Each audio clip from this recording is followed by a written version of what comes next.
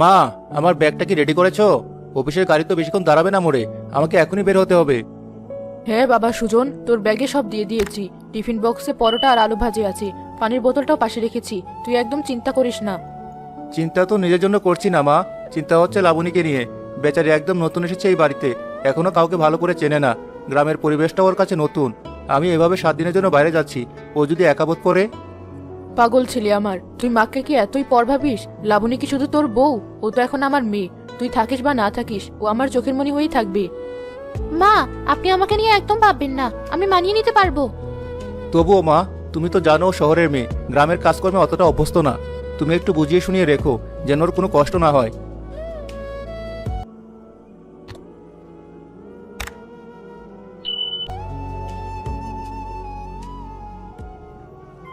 গেল আপদ, ছেলেকে দেখানোর জন্য কত নাটকই না করতে হয়। বাবার বাড়ির মতো থাকবি, বাবার বাড়ি বানাবে শ্বশুর বাড়িকে। দাঁড়াও, কাল সকাল থেকেই বুঝবে শ্বশুর বাড়ি কাকে বলে।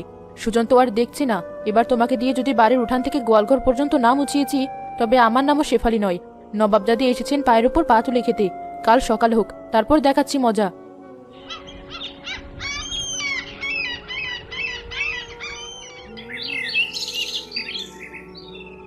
বেলা তো অনেক হলো, সূর্য তো মাথার উপর উঠে নাচছে। আর ওই নতুন বইয়ের তো এখনো দেখা নেই। আমি বুড়ো মানুষ সকাল 6টায় উঠে ঘর ঝাড়ু দিলাম, বাসি কাজ করলাম, এখন রান্নাও চড়ালাম, আর মহারানী এখনো লেপের তলায়। না না, এভাবে তো চলবে না। ছেলেকে বলেছিলাম বটে দেরি করে উঠতে, তাই বলে কি দুপুর পর্যন্ত ঘুমাবে? যাই ডেকে তুলি।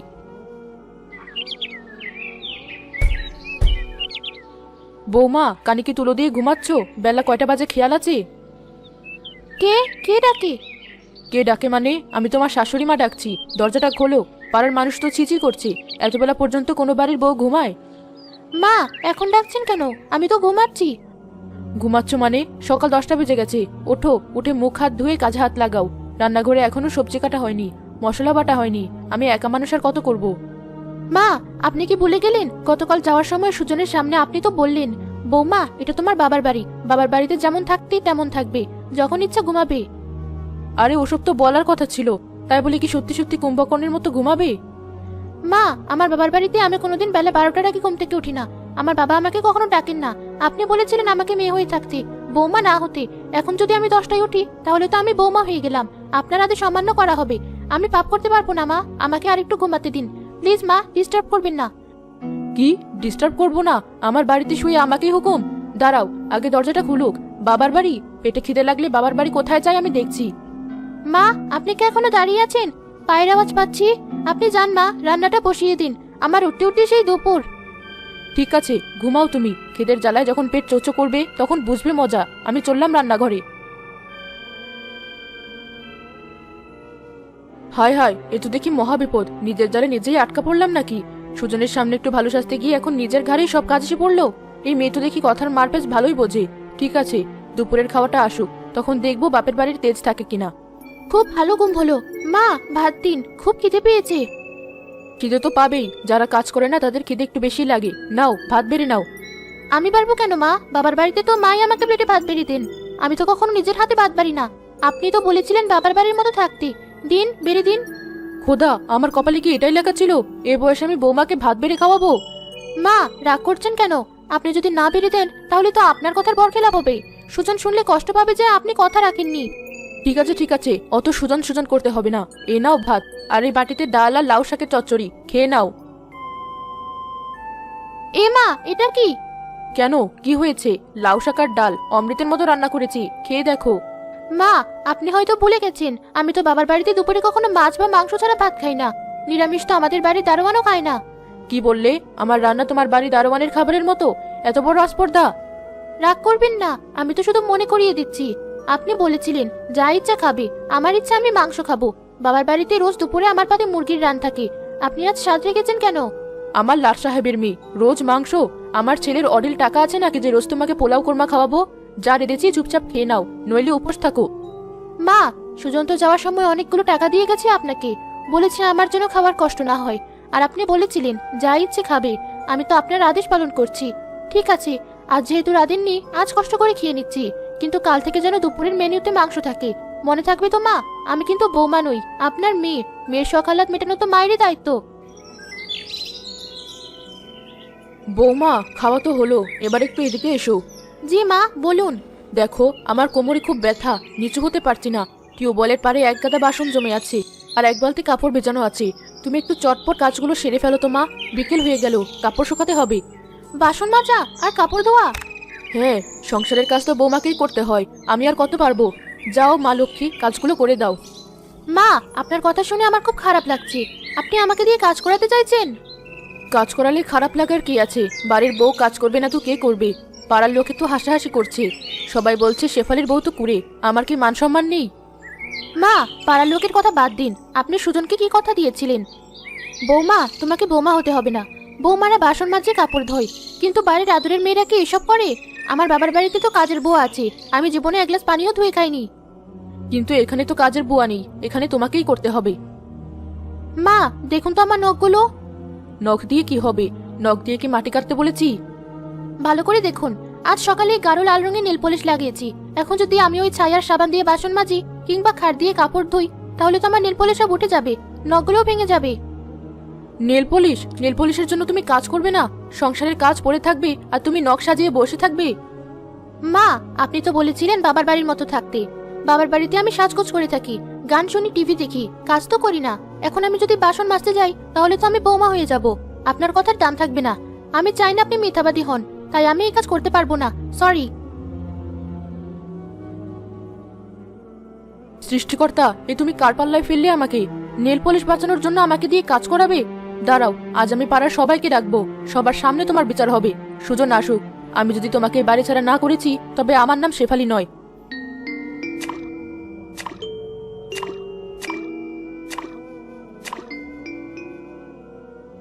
ও মা, শেফালি আপা না? তুমি এই পরন্ত বিকেলে পুকুর ঘাটে এতগুলো কাপড় কাচ্ছো? তোমার না নতুন বৌমা এসেছে, সে কোথায়? আর বলো না বোন, কপালে সুখ না থাকলে যা হয়। নতুন বউ ঘরে এনেছি নাকি শনিয়ে এনেছি বুঝতে পারছি না। কেন আপা, কি হয়েছে? বউ কি দেখতে ভালো না? দেখতে তো পরীর মতো, কিন্তু স্বভাবে পেতনি। বিশ্বাস করবি না বোন, আজ সকাল 11টা পর্যন্ত ঘুমিয়েছে, তারপর উঠে বলে মাংস ছাড়া ভাত খাবে না। আর এখন বলে তার নখে নেল পলিশ লাগানো, তাই সে কাপড় ধুতে পারবে না, আমাকে দিয়ে সব কাজ করাচ্ছি। হাই হাই, বলো কি আপা, এসব কি শুনছি? শাশুড়ি কাপড় কাচে আর বউ নেল পলিশ লাগিয়ে বসে থাকে, এ তো ঘোর অন্যায়ের কথা। অন্যায় বলে অন্যায়? আমি তো মরে যাচ্ছি খাটতে খাটতে। সুজনতা বাড়ি নেই, তাই এই সুযোগে মেয়েটা আমার উপর অত্যাচার চালাচ্ছে। কিন্তু আপা, একটা কথা বলি, তুমি মনে কিছু করো না। সেদিন সুজন যাওয়ার সময় তো আমি গেটের বাইরেই ছিলাম।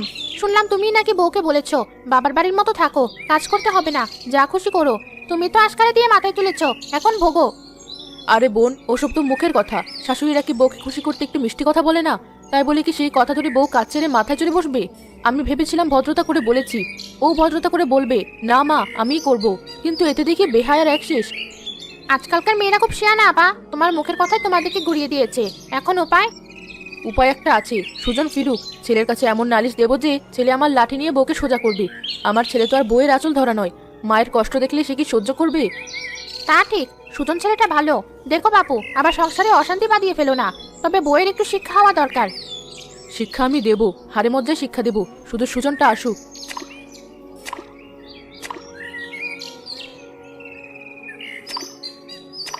সুজন কাজ থেকে ফিরে আসার সময় তার মাকে পুকুর ঘাটে দেখতে পায়। মা, তুমি এখানে?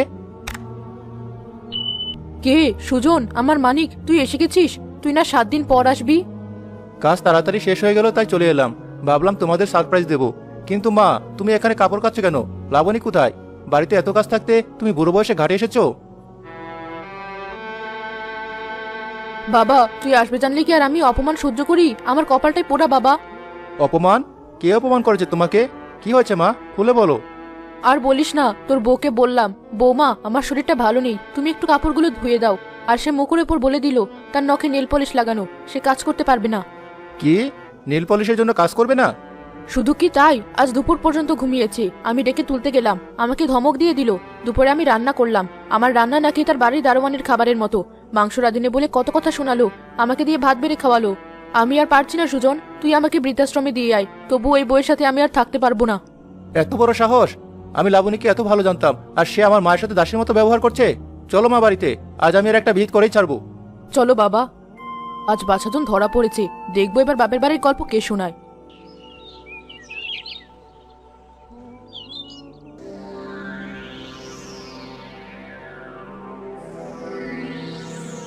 তুমি এসে গেছো?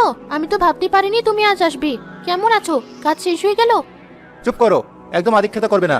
আমার সামনে নাটক করবে না লাবণী। নাটক? আমি কি করলাম? তুমি এত রেগে আছো কেন? রেগে থাকবো না তো কি করবো, আসবো? আমি বাড়ি নেই বলে তুমি আমার মায়ের উপর অত্যাচার চালাচ্ছ। অত্যাচার? আমি মায়ের উপর অত্যাচার করেছি? কে বললো? মা নিজের মুখে বলেছে তুমি নাকি দুপুর পর্যন্ত ঘুমাও, মাকে দিয়ে রান্না করাও, ভাতের থালা এগিয়ে দাও না। মা অসুস্থ শরীরে পুকুর ঘাটে কাপড় কাচ্ছে, আর তুমি এখানে বসে নেল পলিশ দিচ্ছ। এগুলো কি তোমার বাবার বাড়ির শিক্ষা? সুজন, তুমি একটু শান্ত হও। আমাকে বা আমার বাবার বাড়ি তুলে কথা বলবে না। আমি যা করেছি সব তোমার মায়ের আদেশেই করেছি। মিথ্যে কথা। মা তোমাকে আদেশ দেবেন কাজ না করার জন্য? মা তোমাকে বলবেন তাকে দিয়ে কাজ করানোর জন্য? তুমি কি আমাকে বোকা পেয়েছো?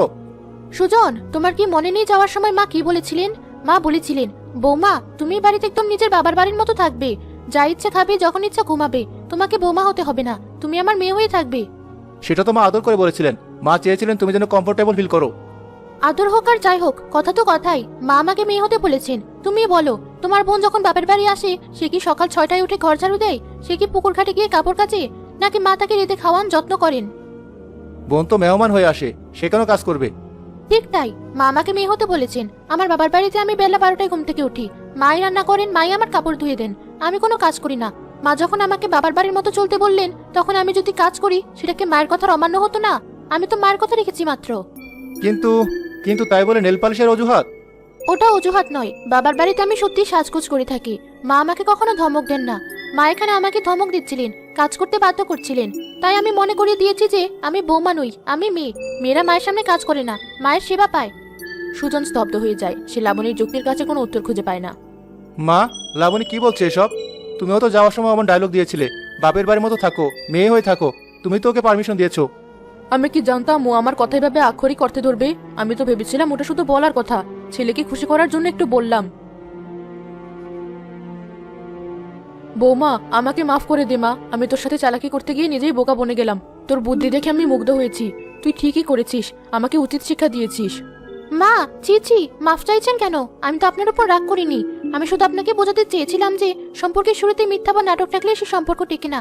আপনি আমাকে মন থেকে বৌমা হিসেবে মেনে নিন। দেখবেন আমি আপনার মেয়ের চেয়েও বেশি সেবা করব। না মা, আর না। তুই আমার মেয়ে না, তুই আমার বৌমাই হ। মেয়েরা বাপের বাড়ি গিয়ে কাজ করে না ঠিকই, কিন্তু বৌমারও তো শ্বশুর বাড়িকে নিজের সংসার মনে করে আগলে রাখে। আজ থেকে তুই আমার বৌমা, এই সংসারের লক্ষ্মী। আর আমি তোকে কথা দিচ্ছি, কোনোদিন আর তোর সাথে অভিনয় করব না। যাক বাবা, শান্তি। মা, তোমার শিক্ষা হয়েছে তো? হয়েছে বাবা, হারে হারেই হয়েছে। বাপরে বাপ, নীলপালিশের যা তেজ। মা, আপনি বসুন। সুজন এত দূর থেকে এসেছে, আপনারা নিশ্চয় ক্লান্ত। আমি আপনাদের দুজনের জন্য আদা দিয়ে কড়া করে চা বানিয়ে আনছি। আর মা, আজ রাতে আমি রান্না করব।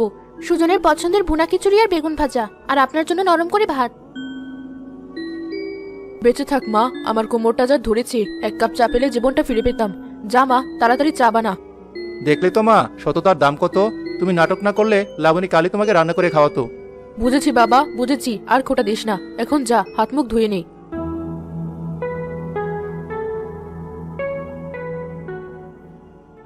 এমন মজার মজার গল্প দেখতে আমাদের চ্যানেলকে সাবস্ক্রাইব করতে ভুলবেন না। আচ্ছা।